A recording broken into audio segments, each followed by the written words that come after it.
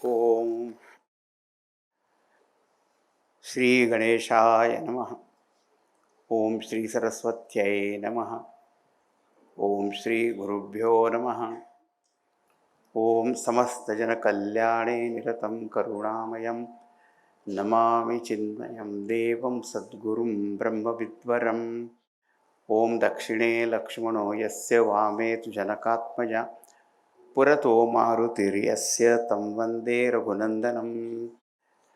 हरि ओम। अब तक हम श्री गुरु पादुका स्तोत्र के 4 श्लोक देख चुके हैं। तो 4 के बाद आता है 5। तो आज हम 5वां श्लोक। द्रुपाली मौली व्रजरत्न कांति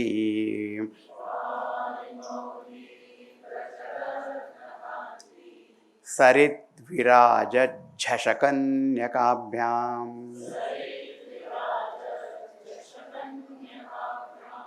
नृपत्वदाभ्यां नतलोकपङ्क्ते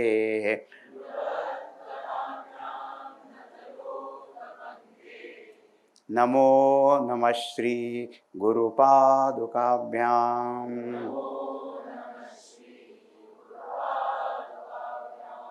नमो नमः श्री गुरुपादुकाभ्यां।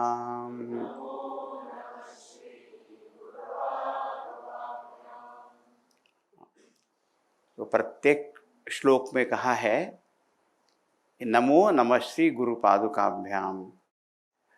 हम बार बार गुरु पादुका को नमस्कार करते हैं और फिर इस गुरु पादुकाओं की जो विशेषता है वो फिर पूर्व पंक्तियों में बताई गई है। अब पर्टिकुलर ये जो पहली पंक्ति है ना, इसकी नृपाली मौली व्रजरत्न कांति सरिद्विराज झषकन्यकाभ्याम, ये एक वाक्य है, एक समास है, कंपाउंड उसे कहते हैं इंग्लिश में, पूरक। ये गुरु पादुकाभ्याम का विशेषण है, एडजेक्टिव है, ये विशेषता बताने वाला है। तो बोलिए गुरु पादुका कैसी है? तो इस दृष्टांत को फिर समझने के लिए ऐसा है कि कोई नदी बहती जा रही है और उसमें आपको कुछ मछलियां दिखाई देती हैं, फिशेस। वो चमकती है कि नहीं? बोले हाँ चमकती हैं। तो एक तो हुई मछली और मत्स्य, और एक होती है मत्स्य कन्या। ये मत्स्य कन्या को ही अंग्रेजी में कहते हैं मरमेड। मरमेड आपने सुना होगा, ये अलग अलग संस्कृति में भी ये है। ये मत्स्य कन्या, झष कन्या का अभ्यास, संस्कृत है झष, झष माने मछली, ऐसे कन्या का, तो मत्स्य कन्या कहते हैं उसको, अंग्रेजी में कहते हैं मरमेड। उसका रूप ऐसा बताया गया है कि एक ऊपर का भाग तो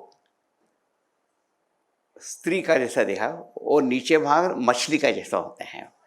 आपने चित्र तो देखा ही होगा, ऐसा देखा है?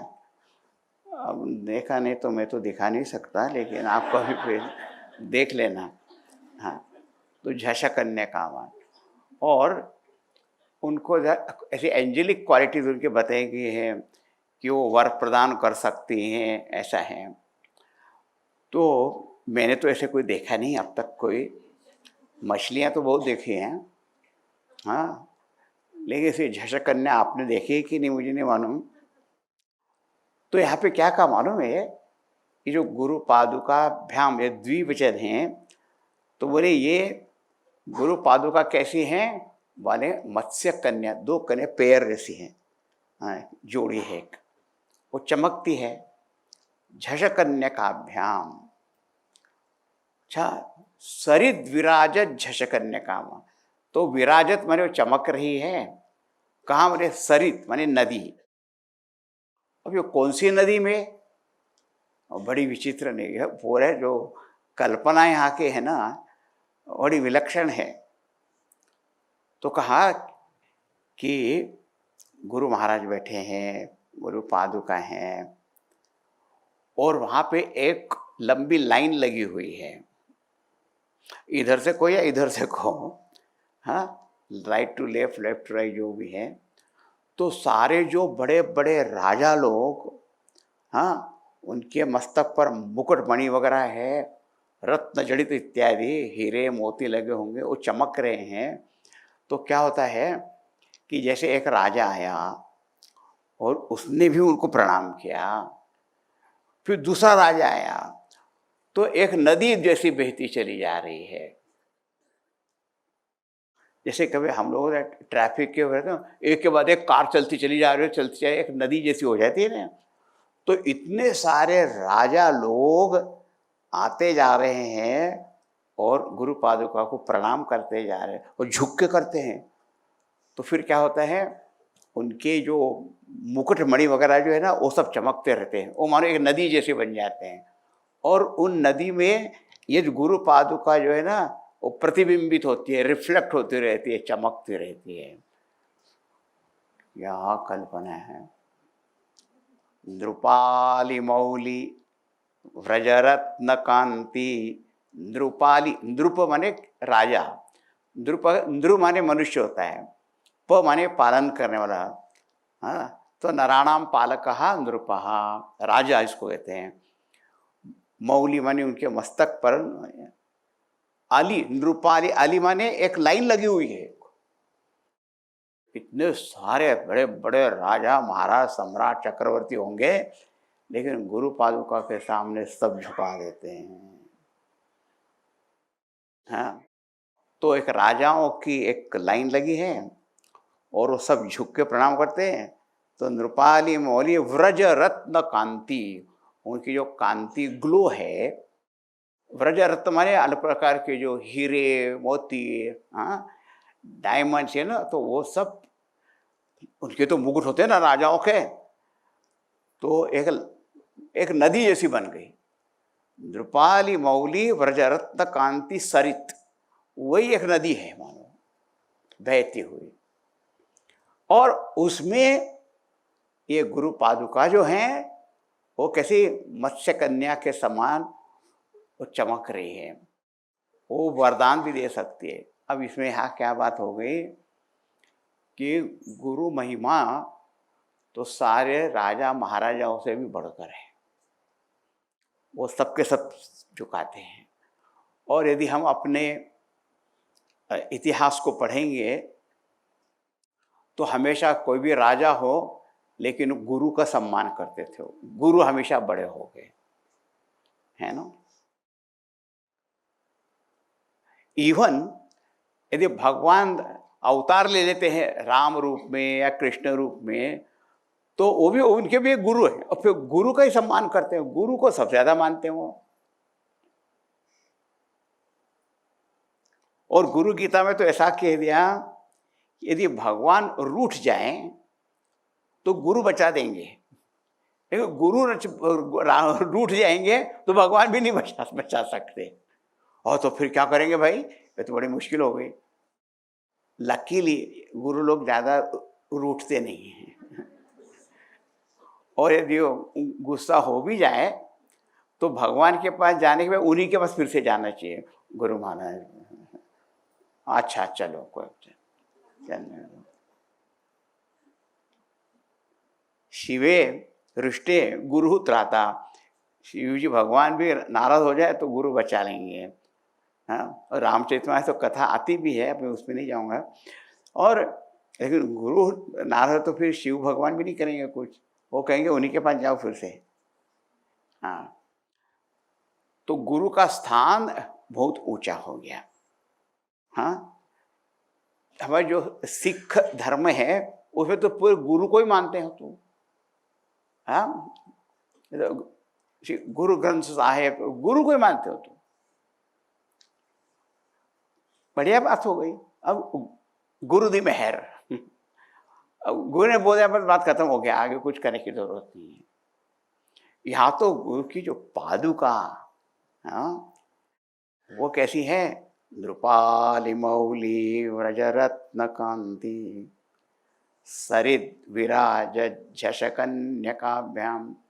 ये जो शब्द चित्र खींचा है, आप कल्पना कर सकते हो कि यहाँ पे गुरुपाद इतने राजा लोग आ रहे हैं, प्रणाम करते जा रहे हैं, उनकी एक जैसे नदी जैसी बन गई और उनमें यह गुरु पादुकाएं चमक रही है, उन सबको आशीर्वाद भी देते चली जा रही है। यहाँ पर बता दिया कि गुरु की महिमा राजा सम्राट चक्रवर्तियों से भी बढ़कर है, वो भी मस्तक झुका देते हैं। और जिन जिन लोगों ने मस्तक नहीं झुकाया गुरु के सामने, उनकी हालत खराब हो गई, ऐसे भी दृष्टांत आते हैं।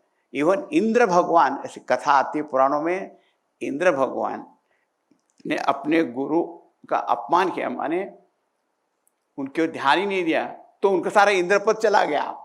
गुरु ने कुछ नहीं किया, लेकिन ऐसे कहते हैं गुरु अपमान जो है वो भगवान भी सहन नहीं करते हैं, वो नहीं सहन करते। साधु अवज्ञा तुरत भवानी कर कल्याण अखिल के हानि। साधु संत महात्मा गुरु इनका कोई अपमान करे, वो साधु संत तो नहीं कुछ करेंगे, लेकिन भगवान को अच्छा नहीं लगता, तो तुम कौन होते हो उनका ऐसा अपमान करने वाले? ऐसी महिमा है। अच्छा, तो आपने कहा कि उनमें ऐसी शक्ति है वरदान देने की, हाँ, तो बोले क्या है? ऐसे गुरु जब प्रसन्न होते हैं, हाँ, तो उनमें क्या कहा? नृपत्वदाभ्याम नतलोक पंक्ते। हाँ, पंक्ति माने एक रो होती है ना, लाइन, पंक्ति, सब पंक्ति में खड़े हो जाओ, कतार, हिंदी में शब्द है कतार में, एक कतार में खड़े हो जाओ। हम हिंदी में अपने भारत में थे stand in A Q, America में क्यू नहीं बोलेंगे, उनको पता ही नहीं है, तो बोले लाइन, लाइन में खड़ा रहो। तो आप क्यू कहो, लाइन कहो, पंक्ति कहते हैं उसके, पंक्ति। तो एक पंक्ति है नतलोक पंक्ति, तो इस पादुका के सामने एक भक्तों की लाइन लगी है। नतलोक, नत माने सिर झुकाकर प्रणाम कर रहे हैं। जो जो लोग इन गुरु पादुका के सामने आके और प्रणाम करते हैं, झुककर प्रणाम करते हैं, ये पादुका कैसी करती है? नृपत्वदाभ्याम, उन सबको राजा बना देते हैं। अरे तो सबके सब राजा बन जाते हैं, हाँ, तो प्रजा कौन होगी फिर? सभी के सभी राजा बन जाएंगे, हाँ। तो नृपत्वदाभ्याम नतलोक पंक्ति है। तो पहली पंक्ति में तो ये कहा कि सभी राजा सम्राट चक्रवर्ती उनको प्रणाम कर रहे हैं, और दूसरे लोग भी जो प्रणाम करने आते हैं तो उनको राजा बना देते हैं। नृपत्वदाभ्याम नतलोक पंक्ते है। अब क्या अर्थ क्या हुआ? सबके सब राजा बन जाते माने क्या? देखो एक बात, एस्ट्रोलॉजिकली ऑल्सो, जैसे ज्योतिष में एक ही समय में दो घर में यदि पुत्र हुए हैं तो देश भी वही है, काल भी वही है, ग्रह दशा भी वही है, लेकिन राजा के घर में एक बच्चे का जन्म हुआ और एक दूसरे कोई प्रजा है, कोई वो कुछ भी व्यवसाय करने वाले हो सकते हैं, मानो शिक्षक का व्यवसाय है या और भी, उनके यहाँ भी बच्चा, तो अब वो राजकुमार और ये शिक्षक पुत्र है ना, एस्ट्रोलॉजिकल तो दोनों का एक ही हो गया कि नहीं? बोले हाँ, एक हो गया। और यदि उस नियम के अनुसार दोनों के भाग्य में राजयोग लिखा हुआ है। ये सब बहुत प्रकार के योग होते हैं ना, वो पत्रिका वगैरह देखते हैं कि नहीं लोग, तो उसमें कौन सा योग है, किसी इसमें विवाह योग है, माने इसका विवाह होने की संभावना है, और अरे तेरी पत्री में विवाह हो ही नहीं है, तो ये शादी वादी होने वाली नहीं है तेरी, तो लिखा ही नहीं तेरे विवाह योग। लेकिन देखो ध्यान में रखना, ये जो पत्रिका बनाई थी उसमें केवल एक संभावना बताते हैं कि ऐसा हो सकता है, लेकिन मनुष्य के इसमें ना वो बदल भी सकता है। तो उसने कहा कि तुम्हारे भाग्य में विवाह लिखा तो है, पर नहीं भी हो सकता है, नहीं लिखा तो हो भी सकता है, और कि में संन्यास योग है। बाबा रे, संन्यास, संन्यास पॉसिबिलिटी है। एक होता है राजयोग, राज मैंने राजा बनेगा। अब जरा सोचो, राजकुमार, राजा का लड़का राजकुमार है, तो उसमें राजयोग, तो वो राजा बनेगा, तो ऐसी संभावना हो गई थी। और एक शिक्षक के घर में टीचर है या दूसरे प्रोफेशन का है, उनमें लड़का हुआ, तो वो राजा कैसे बनेगा? तो ये कहा कि उसका जो क्षेत्र है, उस क्षेत्र में वो सबसे ऊंचे पद पर चला जाएगा। नृपत्व का मतलब सबके सभी ऐसी शासक बन जाएंगे ऐसी बात नहीं है। तो कहेंगे कि वो पुत्र जो है वो अच्छा पढ़ा लिखा हो जाएगा, तो लेक्चरर बन जाएगा, फिर प्रोफेसर बन जाएगा, प्रिंसिपल बन जाएगा, फिर कोई वाइस चांसलर हो जाएगा, तो वही नृपत्व होगा कि नहीं उसके क्षेत्र में। अब जो है तानसेन का संगीत सम्राट तानसेन, और सम्राट पर कौन सी फील्ड में? संगीत में। कवि कुल गुरु वहां पर हो गए कालिदास जी, तो सारे कवियों में कवि शिरोमणि सबसे बड़े हो गए हैं। तो यहाँ पे जो नृपत्व शब्द जो बताया गया कि सबके सब नृपत्व को प्राप्त हो जाते हैं, तो अपने अपने क्षेत्र में, नहीं तो दोनों का एक ही समय पे जन्म हुआ है, एक ही जगह, काल, देश और समय, लेकिन फिर दूसरी भी बातें होती हैं। ये विषय चला, इसलिए क्या ना, कभी कभी लोग हमको पूछने कहते हैं ये ज्योतिष शास्त्र वगैरह होता है क्या, वहां पे होता है कि? अब तो शास्त्र तो है ही, जैसे चिकित्सा शास्त्र, मेडिकल साइंस भी है या नहीं है, लेकिन उसमें क्या होता है मालूम है कि एक तो पहले बच्चे के जन्म सभी करेक्ट देश काल सब बताना पड़ता है। उसकी जो पत्री बनाने वाला होता है वो भी जानकार आदमी होना चाहिए। पत्री बनाना एक बात है, उसका इंटरप्रिटेशन करना वो अलग बात होती है।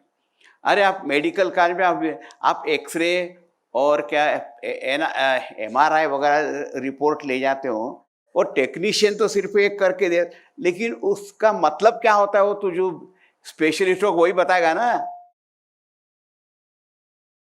एक बार मैं एक जगह गया, उसने मेरा कुछ एक चीज़ का लिया, और मैं टेक्नीशियन को मैंने पूछा what do you think about it, मामला थोड़ा गड़बड़ दिखाई देता है।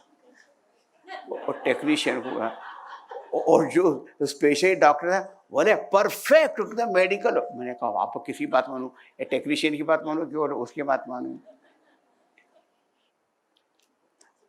तो एक एक्सरे ले लेना, लेकिन उससे अर्थ क्या होता है वो तो जानते हैं। इसी प्रकार जन्म पत्री तो बना ली, और आजकल तो लोग झूठ मूठ भी बना लेते मैच करने के लिए। दैट इज डिफरेंट टॉपिक, हाँ, मेरे को उसमें नहीं जाने की जरूरत। तो नृपत्वदाभ्याम, तो शिक्षक है, संगीत है, कला है ना, तो अलग अलग अलग कला में वो कहेंगे ही द किंग ऑफ दैट कला। कोई नृत्य कला का है, चित्रकला का है, हाँ, संगीत का, नाटक का, कवित्व का, हाँ, तो अपने अपने क्षेत्र में वो टॉप पोजीशन पे जाएंगे। उसके कहते हैं नृपत्वदाभ्याम नत लोक पंक्ते। कुछ नहीं तो कहा हेड ऑफ द फैमिली तो बन ही जाएंगे।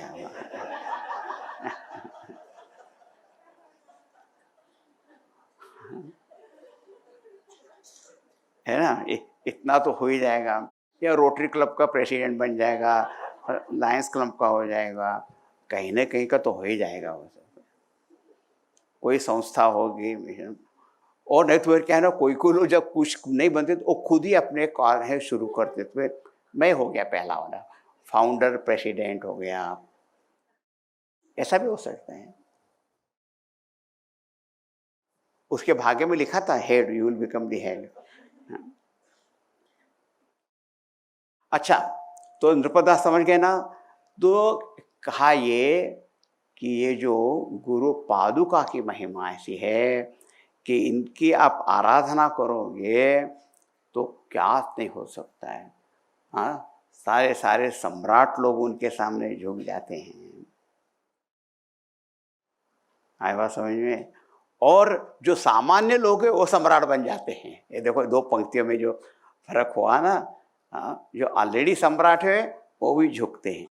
दूसरे भी आते हैं, नृपत्वदाभ्याम नृपाली मौली व्रजरत्न कांति सरित विराज झषकन्यकाभ्याम नृपत्वदाभ्याम नतलोक पंक्ते नमो नमः श्री गुरुपादुकाभ्याम नमो नमः श्री गुरुपादुकाभ्याम। अब जिन लोगों में इस तरह श्रद्धा भक्ति नहीं होती है ना, तो वो तो हमेशा ही संशय करते रहते हैं, ऐसा कैसे होता है वैसा। अरे आपने कुछ किया ही नहीं तो क्या कैसे पता लगेगा। न जाने कितने तो दृष्टांत सारे इतिहासों में, पुराणों में और सब देखने को मिलते हैं। हाँ, तो जिन्होंने इस गुरु कृपा का अनुभव किया है उनको कोई शंका नहीं है। बोले हाँ आई नो मैं। हाँ, तुलसीदास जी ने जब कहा कि राम कृपा के वर्णन की, भगवान की कृपा लेश से भी परम विश्राम की प्राप्ति हो जाती है, तो किसी ने तुलसीदास से कहा प्रमाण क्या है? बोले मैं ही हूँ प्रमाण।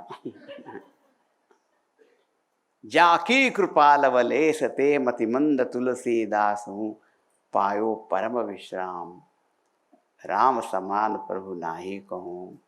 और यदि हम भी अपने अपने जीवन को यदि देखेंगे तो बहुत सी बातें देखने को मिल जाएंगी कि जो कुछ हुआ वो कोई ग्रेस, जिससे हम क्रेडिट भी नहीं ले सकते कि मेरे प्रयत्न से कुछ हुआ है, ऐसा बता भी नहीं सकते।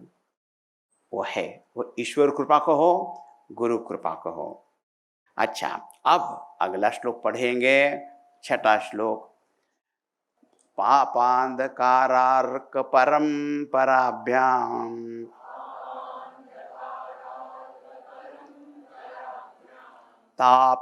तापत्रयाहीन्द्र खगेश्वराभ्याम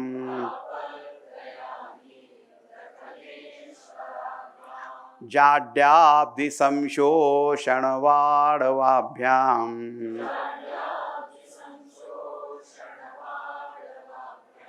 नमो नमः श्री गुरुपादुकाभ्याम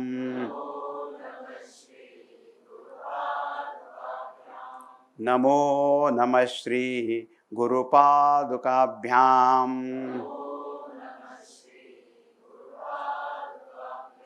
हाँ, देखो द्विवचन है गुरुपादुकाभ्याम। तो अगले अगले जहाँ पर भी भ्याम भ्याम शब्द आता है ना, वो इसका विशेषण है, ये समझ लेना। जैसे कहा पापांधकारार्क परंपराभ्याम, वो एक कंपाउंड हो गया। तापत्रयाहीन्द्र खगेश्वराभ्याम, ये दूसरा विशेषण हो गया। जाड्याब्धि संशोषण वाड़वाभ्याम, तीसरा विशेषण हो गया। नमो नमः श्री गुरुपादुकाभ्याम, तो ये तीन तो विशेषण हो गए। एक किसके विशेषण है? बोले गुरुपादुकाभ्याम के विशेषण है। अच्छा, अब पहले हम शब्दार्थ देखेंगे। पापांधकारार्क परंपराभ्याम, वो पाप रूपी जो अंधकार है, पापांधकार, पाप जो है ना, सिंस, वो मानो अंधकार के है ना अंदर। और अंधकार होता है, ये सूर्य यदि प्रकाशित हो जाए तो सारा अंधेरा दूर हो जाता है। और यहाँ पे परंपरा, सूर्य की परंपरा बताई है, माने अनेक प्रकार के सूर्य होते हैं। तो ये पादुकाएं क्या करती हैं, वो अनेक प्रकार के मानो सूर्य हैं, सन, SUN, वो अनेक प्रकार के पापों के अंधकार को दूर करने वाली है, सूर्य मालिका है ये। पापांधकारार्क परंपराभ्याम तापत्रयाहीन्द्र खगेश्वराभ्याम।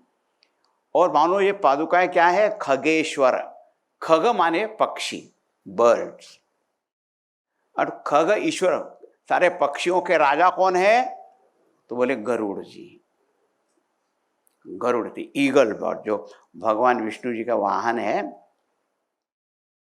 तो और गरुड़ क्या करते मालूम है, ऐसा कहते हैं कि जो सांप होते हैं ना, सांप, स्नेक्स, ये गरुड़ है ना, वो सारे सांपों को खा जाता है। तो सांपों को गरुड़ से बहुत डर लगता रहता है वहां पे। All the snakes are very scared of these eagles. तो कहा कि ये गुरु पादुका मानो गरुड़ पक्षी के समान है। किसके लिए बोले, तापत्रय अहिंद्र, अहि माने सर्प, और अहिंद्र में बड़े बड़े स्नाक होंगे, सर्प भी, उनको भी खा जाएंगे। पर यहाँ पे ये सर्प कौन है, तापत्रय, 3 प्रकार के जो दुख होते हैं, आदि भौतिक, आदि दैविक, आध्यात्मिक, ये मानो सर्प के समान है, जिससे हम दुखी होते रहते हैं। लेकिन ये गुरु पादुका मानो गरुड़ पक्षी के से खत्म कर देंगे। जाड्याब्धि संशोषण वाणवाभ्याम, ओ भाव, ये ओशनिक फायर है। जो समुद्र में भी अग्नि होती है बीच में, ध्यान में रखना। एक होती है दावाग्नि, माने जंगल की अग्नि को दावाग्नि बोलते हैं, और जो समुद्र के अंदर हॉलों में रहती है अग्नि, उसको वड़वाग्नि बोलते हैं।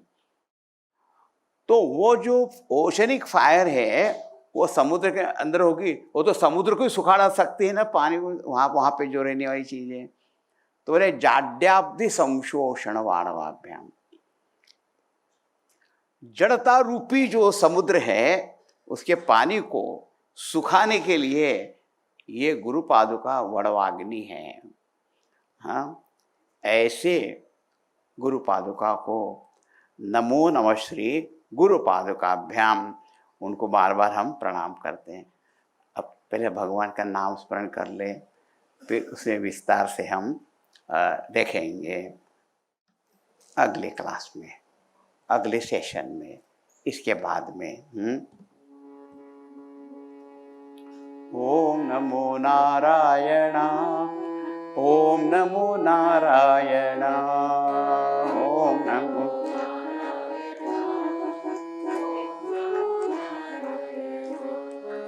ओम नमो नारायण, ओम नमो नारायण, ओम,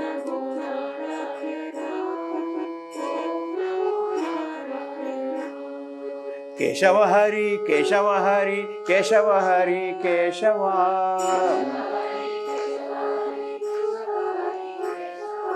केशव हरि केशव हरि केशव हरि केशव,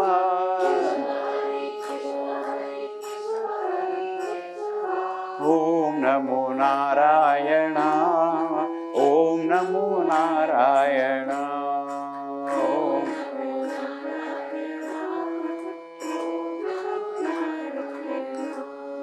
माधव हरि माधव हरि माधव हरि माधव,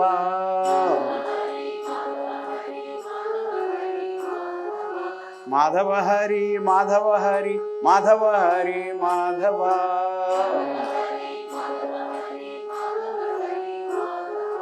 ओम नमो नारायण, ओम नमो नारायण, ओम,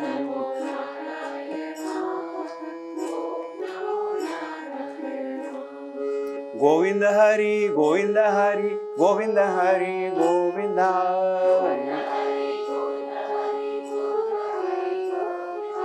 ओम नमो नारायण, ओम नमो नारायण।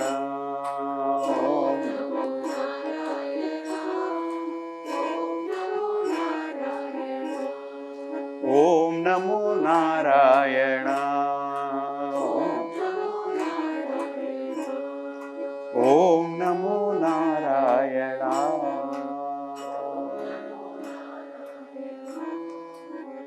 श्री कृष्णचंद्र भगवान की जय। श्री सद्गुरुनाथ महाराज की जय। ओम पूर्णमदः पूर्णमिदं पूर्णात् पूर्णमुदच्यते पूर्णस्य पूर्णमादाय पूर्णमेवावशिष्यते। ओम शांति शांति शांति। हरि ओम। श्री गुरुभ्यो नमः। हरि ओम।